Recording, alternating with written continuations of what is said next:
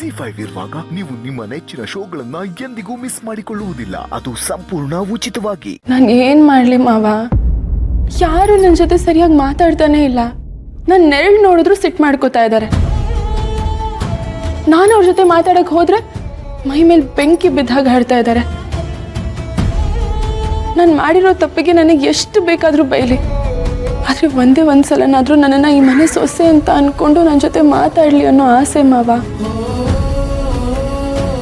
ಈಗ ಇಂದ್ರಮ್ನವ್ರು ಬಂದು ಇಷ್ಟೆಲ್ಲ ಹೇಳ್ಬಿಟ್ಟು ಹೋದ್ರು. ನನಗಂತೂ ಏನ್ ಮಾಡ್ಬೇಕು ಅಂತಾನೆ ಗೊತ್ತಾಗ್ತಾ ಇಲ್ಲ. ಏನು ಮಾಡಬೇಡಿ, ನಾನು ಆಗಲೇ ಹೇಳಿದ್ನಲ್ಲ, ಇದೆಲ್ಲ ಯಾವುದು ತಲೆಗೆ ಹಚ್ಕೋಬೇಡಿ ಅಂತ. ಇದು ಯಾವುದು ನಿಮ್ಮ ಮುಂದೆ ನಡೆದೇ ಇಲ್ಲ ಅಂದ್ಕೊಳ್ಳಿ. ನೀವು ಹೀಗೆ ಕೂತ್ಕೊಂಡು ಯೋಚನೆ ಮಾಡ್ತಿದ್ರೆ ಅದೆಲ್ಲ ತಲೆಗೆ ಬರ್ತಾನೆ ಇರುತ್ತೆ. ನಡೀರಿ, ಸ್ನಾನ ಮಾಡ್ಕೊಂಡು ಬಟ್ಟೆ ಬದಲಾಯಿಸ್ಕೊಂಡು ದೇವರಿಗೆ ಪೂಜೆ ಮಾಡೋರಂತೆ. ನಡೀರಮ್ಮ. ಇಲ್ಲ ಯಜಮಾನ್ರೆ, ನಿಮಗೆ ನನ್ನ ಮೇಲೆ ಅಷ್ಟೊಂದು ಕೋಪ ಇದ್ರೆ ನಾನು ಇಲ್ಲೇ ಸುಟ್ಬಿಡಿ ಯಜಮಾನ್ರೆ.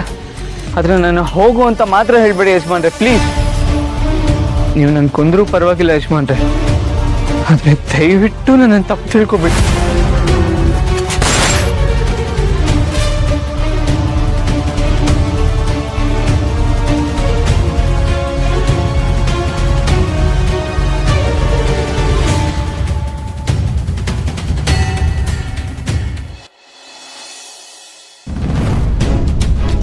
ನನ್ನ ಅಕೌಂಟ್ಸ್ ಎಲ್ಲ ಹೇಗೆ ಬ್ಲಾಕ್ ಆಯ್ತು ಅಂತಾನೆ ಗೊತ್ತಾಗ್ತಾ ಇಲ್ಲ. ಕಸ್ಟಮರ್ ಕೇರ್ ಅವ್ರಿಗೆ ಕಾಲ್ ಮಾಡ್ತೀನಿ.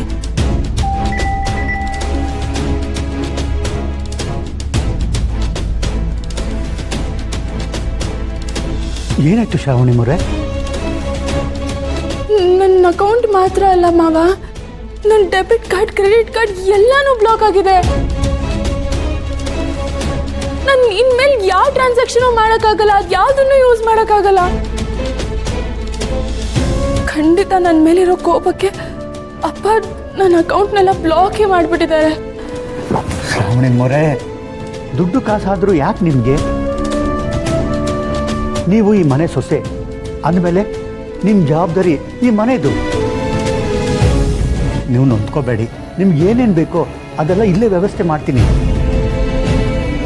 ನಮ್ಮ ಮನೇಲಿ ಏನು ಹೆಣ್ಮಕ್ಳಿಲ್ವಾ, ಅವ್ರ ಬಟ್ಟೆನೇ ಈಸ್ಕೊಂಡ್ಬರ್ತೀನಿ. ಸ್ವಲ್ಪ ಇರಿ, ಬಂದೆ.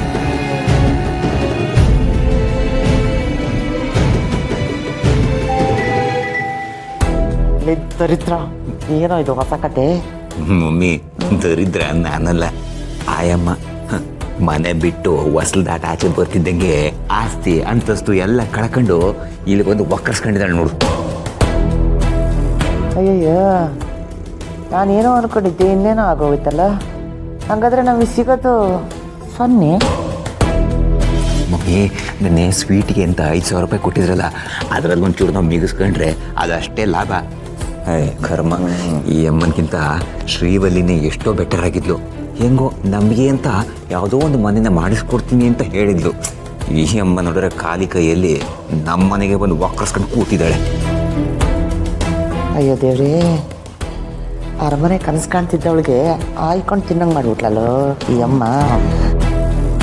ಇವಳು ನೈಸ್ ಹೊಡಿಯೋಕ್ಕೆ ನನ್ನ ಫೇವ್ರೆಟ್ ಸೀರೆ ಕೊಟ್ಟಿದ್ದೆ ಕಣೋ, ಅದನ್ನು ಏನಾದರೂ ಮಾಡಿಸ್ಕೋಬೇಕು. ಇಲ್ಲಾಂದರೆ ಇವಳು ದರಿದ್ರ ನನಗೆ ಅಟ್ಕೊಂಡ್ಬಿಡುತ್ತೆ. ಹೌದೌದು, ಇಸ್ಕೊಬಿಡ್ಬೇಡ. ಈಗ ಕ್ಯಾಸೆಟ್ ಚೇಂಜ್.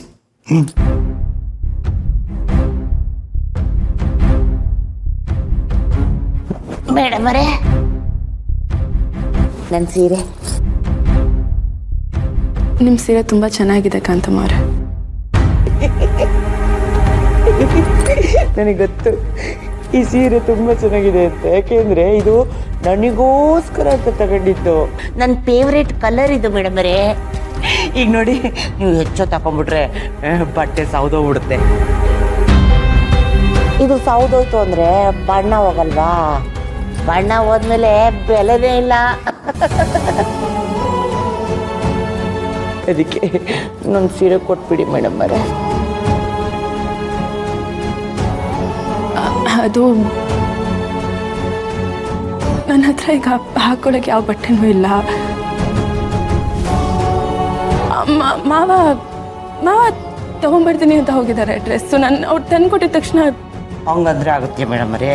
ನೋಡಿ, ನೀವು ದೊಡ್ಡವರು, ದೊಡ್ಡ ಮನೆತನದವರು, ದಾನ ಧರ್ಮ ಅಂತ ಮಾಡೋರು. ಆದರೆ ನಾವು ಸಣ್ಣ ಮನೆಯವರು ಮಾಡೋಕ್ಕಾಗತ್ತೆಯೇ? ನೋಡಿ ಮೇಡಮರೇ, ನನ್ನ ಸೀರೆ ನನಗೆ ಕೊಟ್ಟುಬಿಡಿ. ನೋಡಿ ಮೇಡಮರೇ, ಒಂದು ಕೆಲಸ ಮಾಡಿ, ನೀವು ಮದುವೆಗೆ ಹಾಕೊಂಡಿದ್ರಲ್ಲ ಸೀರೆ, ಅದನ್ನೇ ಹಾಕೊಂಬಿಡಿ.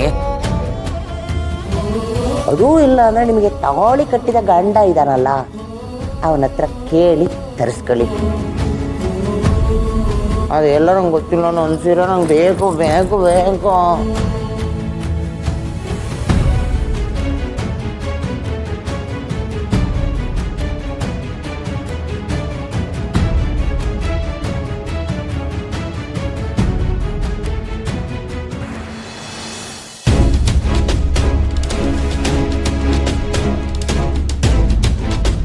ನನಗೆ ಕೋಪ ಬರೆಸ್ಬೇಡ, ನನ್ನ ತಾಳ್ಮೆನ ಪರೀಕ್ಷೆ ಮಾಡಬೇಡ. ನಿನ್ನ ಮುಖ ನೋಡಕ್ಕೂ ನನಗೆ ಇಷ್ಟ ಇಲ್ಲ. ಈ ಮನೆಯಲ್ಲಿ ನಿನಗೆ ಜಾಗ ಇಲ್ಲ, ಹೊರಡು. ಇನ್ನೂ ನೀನು ಇಲ್ಲೇ ಇದ್ರೆ ಗಾಳಿಲಿ ಹಾರಿದ ಗುಂಡು ಎದೆಗೆ ಸೇರುತ್ತೆ. ಪರವಾಗಿಲ್ಲ ಯಜಮಾನ್, ನಿಮ್ಮಿಂದಾನೇ ಬೆಳೆದಿರೋ ಜೀವ ಇದು, ನಿಮ್ಮಿಂದಾನೇ ಹೋದ್ರೂ ಪರವಾಗಿಲ್ಲ. ನನ್ನನ್ನು ಸುಡೋಷ್ಟು ಕೋಪ ಇದೆ ಅಂದರೆ ನಿಮಗೆ ಸುಟ್ಬಿಡಿ ಯಜಮಾನ್ರೆ. ನನ್ನ ಪ್ರಾಣ ಹೋದ್ರೂ ಸರಿ, ನಿಮ್ಮ ಪ್ರೀತಿನ, ನಿಮ್ಮ ನಂಬಿಕೆನ ಕಳ್ಕೊಳಕ್ಕೆ ನನಗೆ ಇಷ್ಟ ಇಲ್ಲ. ಸುಟ್ಬಿಡಿ ಯಜಮಾನ್ರೆ.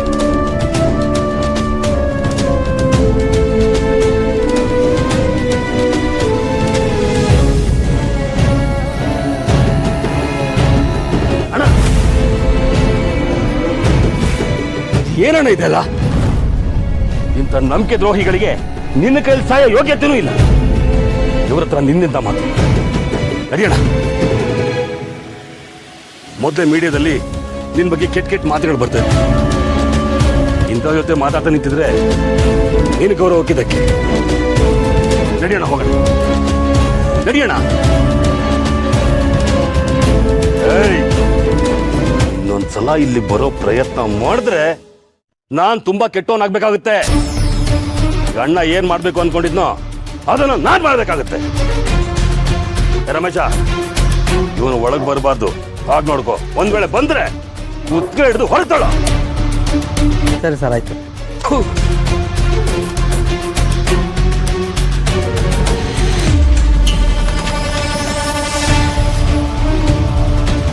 ಇಲ್ಲ ಯಜಮಾನ್ರು, ನನ್ನ ಜೀವ ಕಳ್ಕೊತೀನಿ ಹೊರತು ನಿಮ್ಮನ್ನ, ನಿಮ್ಮ ಪ್ರೀತಿನ ಕಳ್ಕೊಳ್ಳೋದಿಲ್ಲ.